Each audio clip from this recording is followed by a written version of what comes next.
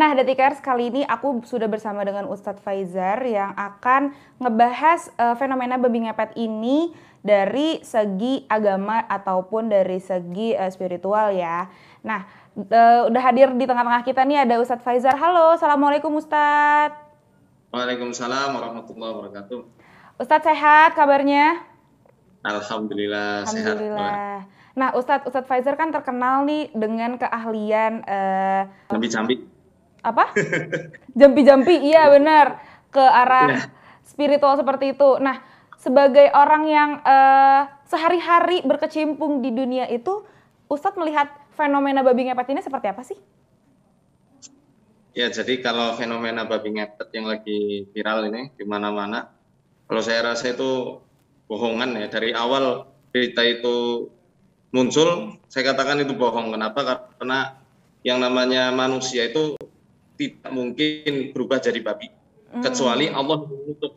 Karena sebenarnya kalau dalam Al-Quran, dalam hadisnya Nabi SAW dijelaskan di beberapa ayat ya, kalau dalam Al-Quran diantaranya di dalam surat Al-Ma'idah ayat 60, di situ Allah Ta'ala mengabarkan kepada kita sekalian tentang perubahan wujud sebagian Bani Israel yang melanggar kesakralan hari Sabat, sehingga Allah rubah mereka menjadi kera dan juga babi. Nah, ini bukan sekedar penjelmaan, bukan hanya sekedar sihir, tapi betul-betul dirubah sama Allah Ta'ala. Jadi kalau di zaman Umar bin Khattab ada suatu jin yang namanya itu Ghul. Ghul ini adalah salah satu penyihir bangsa jin. Karena mereka itu sering menampakkan diri, sering berubah bentuk kepada bentuk-bentuk yang menyeramkan dan membuat manusia akhirnya tersesat dari jalannya ketika mereka safar, akhirnya dilaporkan kepada Amirul Mukminin Umar bin Khattab, sehingga Umar bin Khattab waktu itu berkata, "Inna ahadakum la yastati'u an yatahawwala an suratil lati khalaqallahu 'alaiha." Sesungguhnya salah seorang di antara kalian, baik itu jin maupun manusia, tidak akan pernah bisa merubah bentuknya dari bentuk yang sudah Allah ciptakan baginya. Oke. Jadi kalau manusia nggak mungkin berubah jadi babi, babi juga nggak mungkin jadi manusia, jin juga nggak bisa berubah jadi singa misalnya atau harimau. Walakinnahum saharah kasaharatikum. Tetapi di bangsa jin itu ada yang namanya penyihir, sebagaimana penyihir-penyihir di bangsa manusia.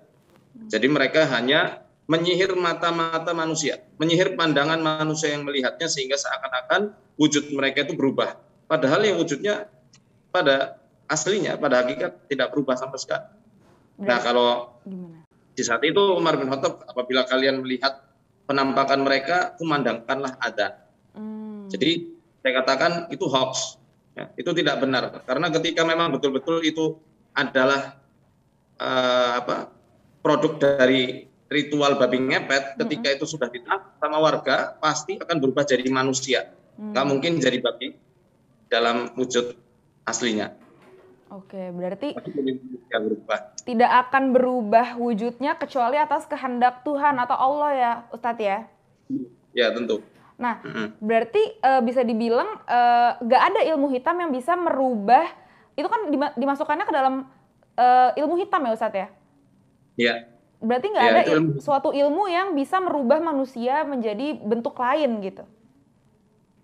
Ya, jadi sebenarnya di Al-Quran sudah dikabarkan semuanya, Mbak.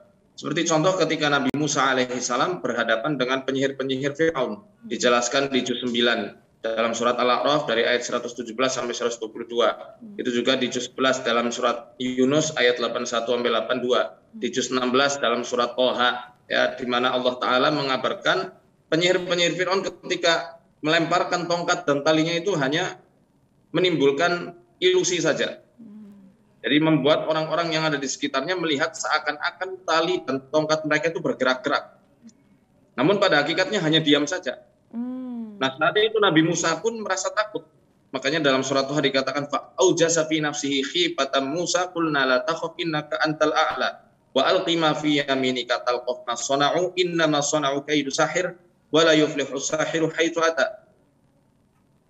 Muncullah rasa takut di dalam kalbu Nabi Musa alaihissalam, kemudian kami firmankan kepada Musa, "Hei Musa, jangan kamu takut.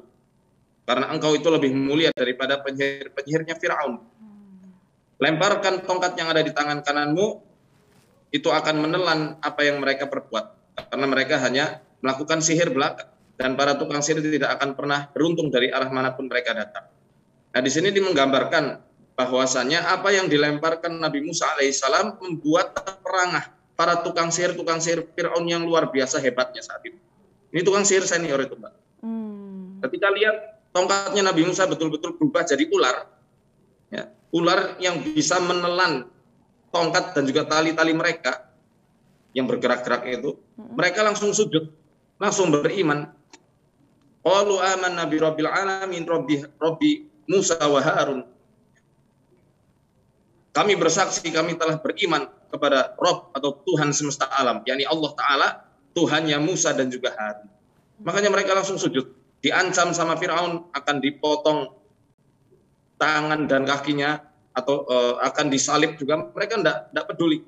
Karena mereka paham apa yang ada di hadapan mereka, apa yang dilakukan oleh Nabi Musa alaihissalam, itu bukan sihir, melainkan mukjizat dari Allah Ta'ala.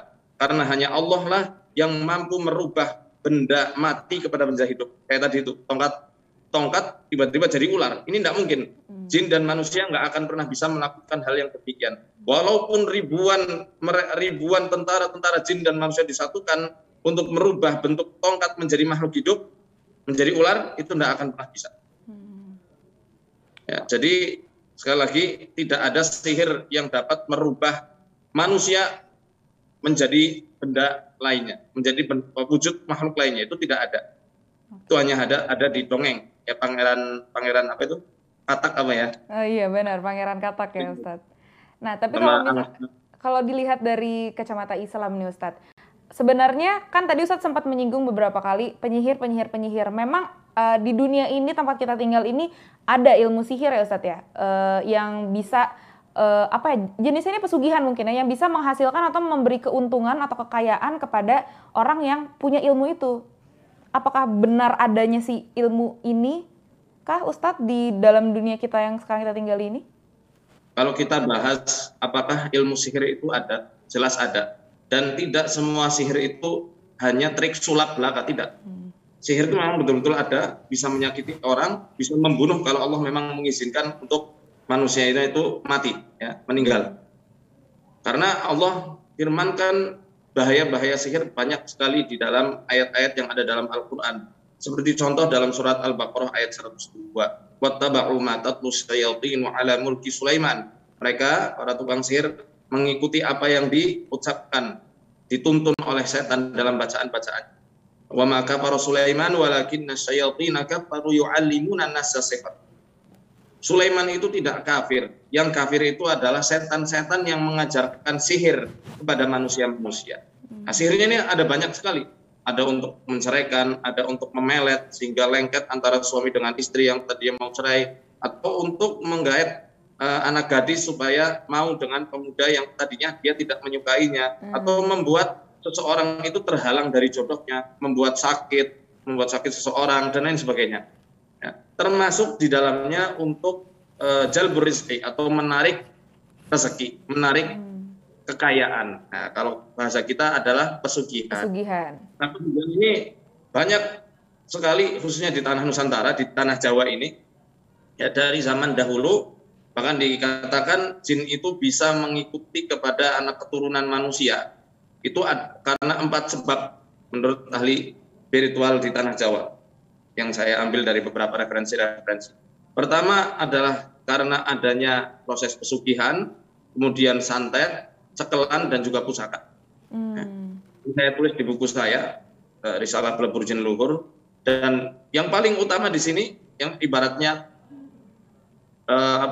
kasus gangguan yang paling parah dan lebih hebat daripada santet, ya kasus pesugihan itu. Unik dan juga parah. Kenapa begitu Ustaz? Kenapa unik dan juga parah daripada yang lainnya? Setan ini menuntut jasa, menuntut imbalan. Ya, karena mereka menganggap manusia sudah bersenang-senang dengan jasa mereka, akhirnya anak keturunan yang nggak tahu apa-apa akan dijadikan tumbal. Kasus-kasus tumbal ini jauh lebih parah dan lebih mengenaskan daripada kasus-kasus santet. Oh iya. Karena yang dibikin, korbannya nggak tahu apa-apa ya kali Ustadz ya? ya nggak tahu apa-apa. Dan itu kan ada kriteria-kriteria. Nah, kalau babi ngepet, nah ritual pesugihan babi ngepet ini nggak butuh tumbal. Oh gitu? Ya, kalau kebanyakan simbol-simbol pesugihan itu kan menggunakan simbol-simbol hewan berupa ular dan juga kera. Tapi kalau babi ngepet ini unik, menggunakan simbolnya babi.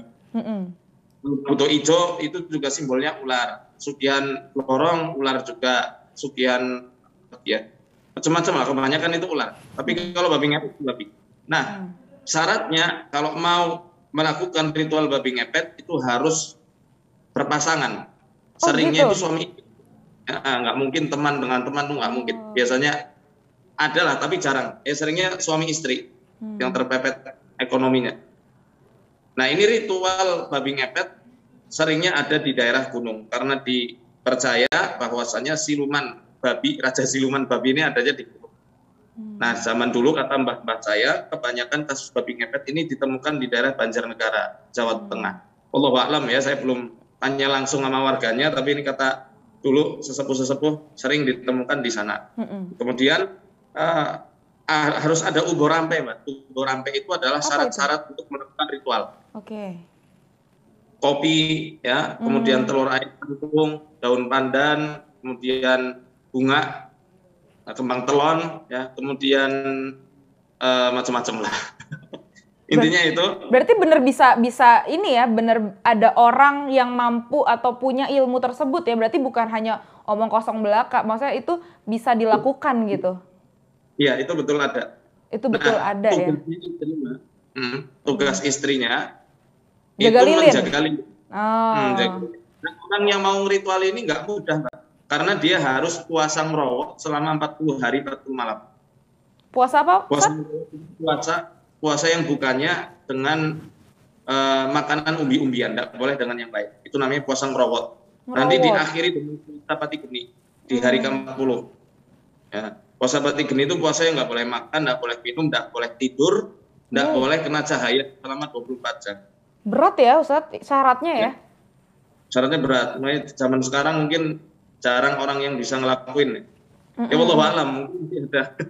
Tapi kalau misalnya pengalaman Ustadz sendiri pernah nggak menangani orang yang mungkin dulu sempat melakukan ritual babi ngepet ataupun pesugihan jenis lainnya yang akhirnya minta tolong sama Ustadz untuk diruqyah atau dibantu dilepaskan dari ilmu sihir tersebut? Kalau babi ngepet saya belum pernah, tapi kalau ritual pesugihan lain udah ada beberapa. Seperti apa tuh Ustadz? Yang pernah itu ya ini ritual-ritual pesugihan yang dia itu percaya dengan harta karun. Jadi ada iuran-iuran dengan orang yang dipercaya sebagai calok untuk menghubungkan dengan raja jin yang bisa mengantarkan uangnya. Yaitu yang dia rasakan ya, kenapa kok dia mau bertobat. Ya, akhirnya harta itu banyak, Mbak. Banyak masuk ke mereka itu, ke orang-orang ini. Tetapi saya katakan harta yang diambil secara instan, apalagi dengan cara-cara yang diharamkan oleh Allah, ini saya habisnya juga lebih instan. Oh, cepat datang, cepat habisnya gitu ya Ustadz ya? Kenapa? Cepat datang, cepat habisnya gitu maksudnya? Habisnya. Ya karena hawa nafsu manusia itu akan menggiring mereka untuk menghamburkan hartanya untuk hal-hal yang tidak penting. Oh iya. Atau tiba-tiba anaknya sakit, habis buat berobat. Kecelakaan, meninggal, habis buat upacara kematian. Seringnya gitu, anaknya dibikin sakit seringnya. Keseringnya kayak gitu ya? Iya, atau mungkin ya itu hawa nafsunya dibikin untuk beli ini beli itu banyak sekali, akhirnya habis.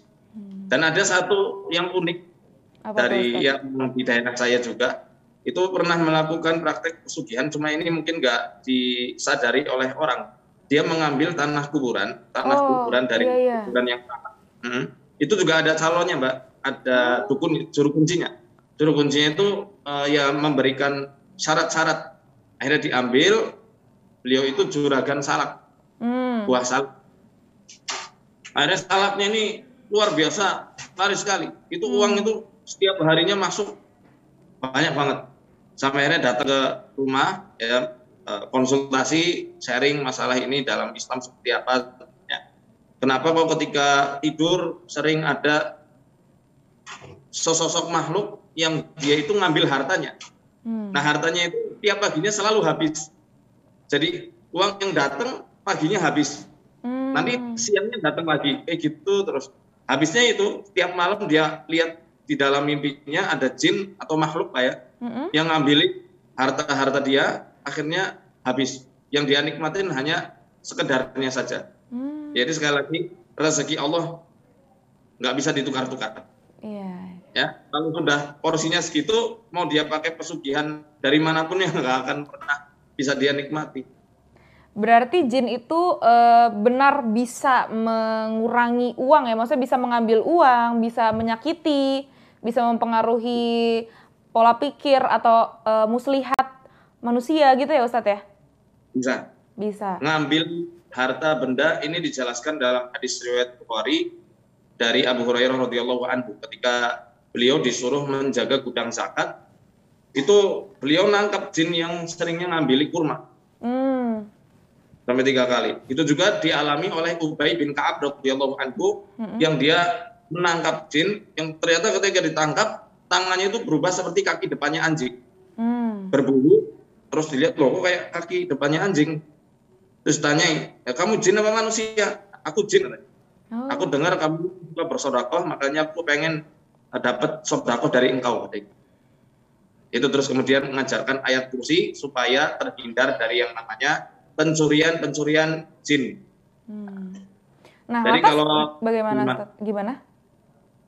Kalau di zaman Nabi tidak ada istilah tuyul, tapi praktek-praktek pencurian jin itu betul-betul ada.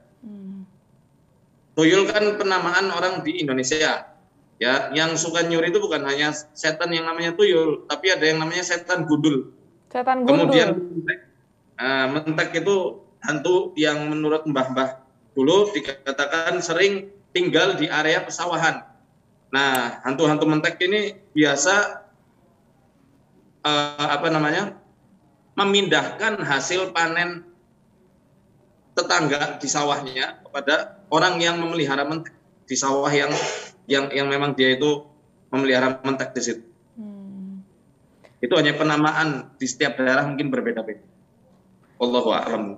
Nah, lantas gimana nih Ustadz cara kita sebagai manusia itu untuk menghindari adanya gangguan-gangguan dari jin yang seperti Ustadz bilang mungkin bisa mempengaruhi tipu muslihat atau mungkin bisa mempengaruhi perasaan, bahkan mengambil uang dan menyakiti gitu.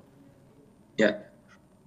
Dari apa yang diajarkan oleh Rasulullah SAW adalah dengan membaca ayat kursi. Pertama, ayat kursi adalah ayat 255 di surat Al-Baqarah di juz 3. Nah, dan Rasulullah SAW juga pernah bersabda, "Iqra surat Al-Baqarah." Bacalah surat Al-Baqarah, fa inna akhdaha barakatun wa tarkaha hasratun wa la tastati'uhal batalah. Mengambil surat Al-Baqarah, yakni membaca, menghafal, mengamalkan, itu akan mendatangkan keberkahan. Meninggalkan surat Al-Baqarah ada penyesalan di situ. Rugi orang yang nggak pernah baca Al-Baqarah atau berusaha menghafalnya. Dan para penyihir tidak akan pernah bisa mengalahkan surat Al-Baqarah. Dalam riwayat lain dikatakan, ya, inna syaitana yafirru minal baiti ladzi tuqra'u fihi suratul Baqarah. Setan akan lari dari rumah yang dibacakan surat Al-Baqarah di dalamnya. Jadi rajin-rajinlah menyetel murotal surat Al-Baqarah atau minimal baca ayat kursi. Kapan? Pagi, petang, menjelang tidur. Ditambah Al-Ikhlas 3 kali, Al-Falaq 3 kali, An-Nas 3 kali. Itu solusi-solusi yang diajarkan oleh junjungan kita Nabiullah Muhammad Shallallahu Alaihi Wasallam. Tapi tadi Ustadz sempat bilang kalau misalnya memang kan ini hoax ya, yang kasus yang di Depok ini adalah sebuah hoax. Tapi Ustadz juga tidak menyangkal bahwa ada ilmu sihir yang memang bisa memperkaya diri seperti pesugihan. Nah, cara membedakan ini hoax atau tidaknya itu seperti apa ya Ustadz ya?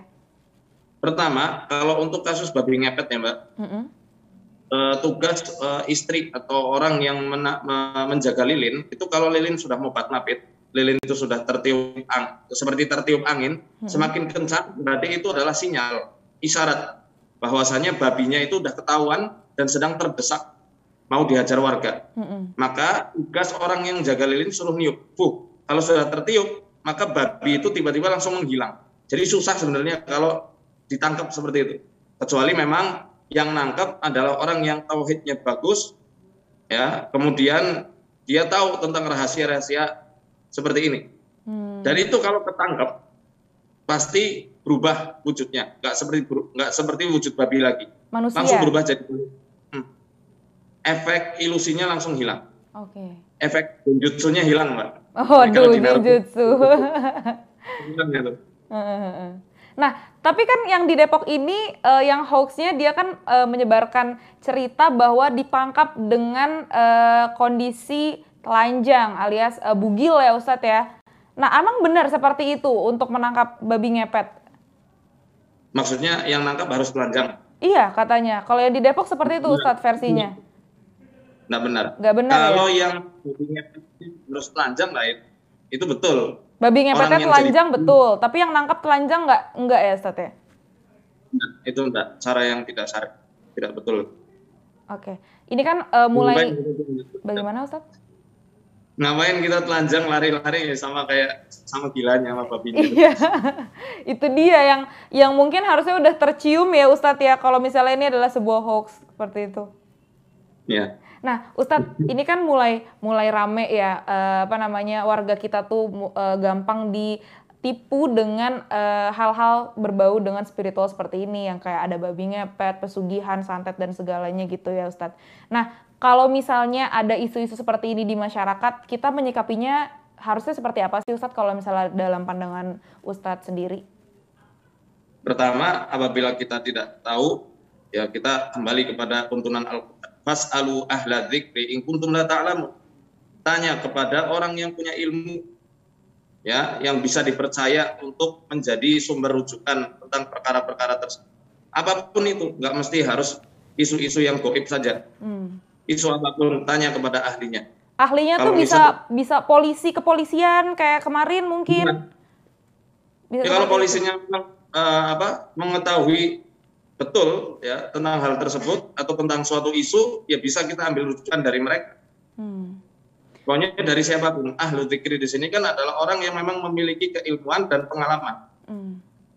Tapi Ustaz, seperti kalau misalnya maaf Ustaz, aku potong sebentar.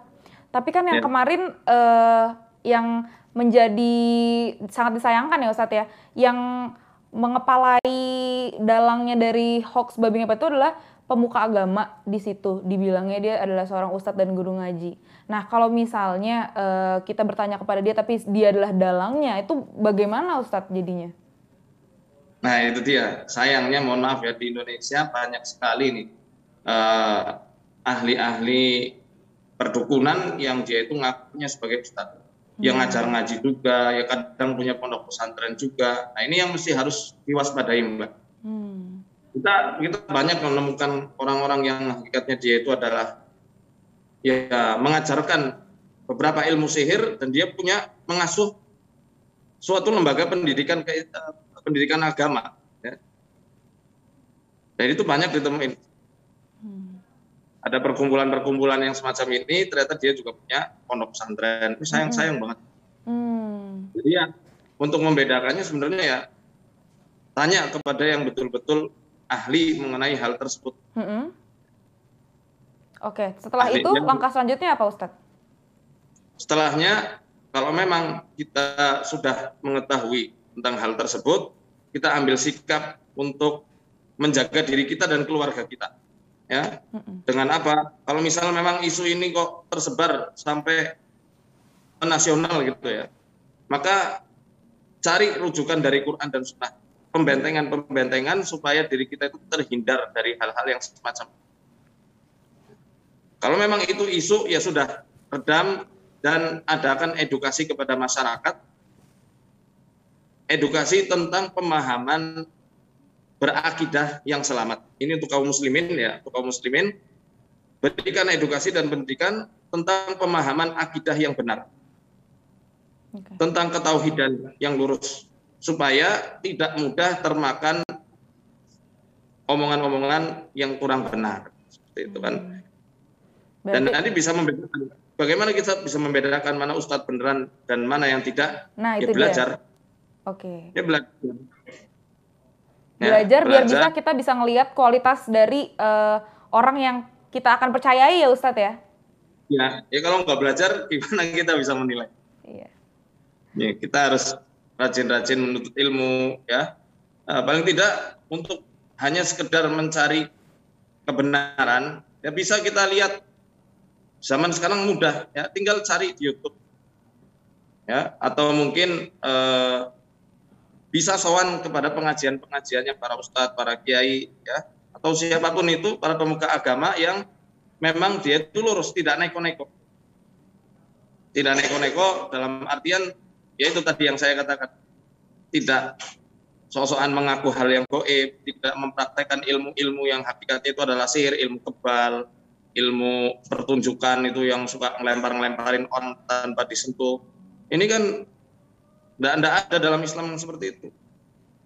Praktek-praktek penerawangan, praktek mengajarkan ijazahan ilmu pelet, membuka mata batin, itu praktek dukun. Di Islam tidak ada yang semacam itu. Praktek penerawangan juga tidak ada. Berarti harus dijauhi ya Ustadz ya. Aktivitas-aktivitas perdukunan seperti itu. Kalau kita lihat dari banyaknya referensi-referensi yang mungkin kalau kita kaji lebih dalam ya, banyak dari para ulama yang mewanti-wanti tentang hal yang demikian. Oke. Seperti itu. Berarti kalau misalnya bisa aku simpulkan, agar terhindar dari hoax dan juga informasi-informasi tentang klinik, ini agak klinik dan spiritual dan ilmu hitam gitu ya Ustadz ya. Kita harus cari tahu, tanya ke orang yang lebih ahli, terus kita juga harus belajar agama agar kedua itu ya, menanamkan ketauhidan ya Ustadz ya. Iya. Ketauhidan, lalu kita juga belajar agar kita tahu mana yang benar dan mana yang salah, seperti itu ya Ustadz ya. Iya. Pokoknya sikap kita di tengah, Mbak. Kita nggak terlalu mengandalkan logika, tapi juga tidak terlalu termakan dongeng-dongeng yang tidak benar. Tapi karena harus kita akui kalau kita hidup bersama dengan jin itu kan ya Ustadz ya. Makanya kita tidak menafikan adanya praktek-praktek sihir. Itu memang ada. Jin itu ada, sihir itu memang ada. Tapi kita lihat, betul enggak itu sihir betulan. Jangan-jangan cuma karangan orang. Kayak itu babi ternyata kan beli ya kalau enggak salah ya. Iya, di online shop loh Pak Ustadz. Iya, itu kan sekali. Lagi-lagi yang jelek nama Islam. Iya. Padahal di Islam sendiri tidak mengajarkan yang demikian. Oke. Tidak mengajarkan orang-orang itu untuk langsung percaya khurafat dan takhayul. Sihir itu memang ada, tapi bukan dengan disikapi dengan hal-hal yang disikapi dengan hal-hal yang malah menambah semrawut akidah umat. Oke. Baik Ustadz kalau gitu. Terima kasih Ustadz atas sharingnya. Ini aku jadi tersadar bahwa kita nih hidup memang berdampingan, gak cuma manusia sendiri aja, tapi ada juga jin, dan juga mungkin tidak bisa dipungkiri juga kalau ada ilmu-ilmu seperti itu ya Ustadz ya di kehidupan kita. Tapi kita harus menyikapinya dengan bijak, terus ada di tengah-tengah di mana kita pakai logika juga, tapi menguatkan iman juga ya Ustadz ya. Kita tahu gaib itu ada, ya, tapi tidak menghubung-hubungkan segala-galanya itu adalah karena ulah jin dan sihir. Walaupun kita tahu jin dan sihir itu ada. Iya, paham ya? Iya, paham. Dan juga harus lebih bijak dalam menyaring informasi ya Ustadz ya. Karena kebanyakan orang kita tuh seperti ini, Mbak. Gimana? Aduh, aku belum ini, jangan-jangan aku disihir. Dipelet gitu ya. Jangan-jangan disantet itu sama saingan bisnis. Nah, ini masalahnya. Akhirnya malah terjebak dengan santet, dia tersantet diri sendiri. Dia menyantet dirinya sendiri. Oke, Detikers, itu dia tadi bincang-bincang kita sama Ustadz Faizar. Terima kasih juga Ustadz udah memberi wawasan seputar dunia ilmu hitam yang juga bisa ada di kehidupan kita, tapi jangan termakan hoax dan juga ketakutan sendiri. histeris sendiri, dan semoga viral hari ini bisa membuka mata detikers juga untuk lebih menyaring berita yang masuk ke dalam telinga detikers. Kalau gitu aku mau ngucapin terima kasih untuk Ustadz Faizar udah mau Sama-sama, Mbak. menyempatkan waktunya ngobrol-ngobrol sama aku, dan juga makasih juga untuk detikers karena udah nonton viral episode kali ini, dan jangan lupa untuk nonton episode viral selanjutnya di minggu depan. Kalau gitu Viani pamit. Assalamualaikum warahmatullahi wabarakatuh. Terima kasih Ustadz. Sama-sama.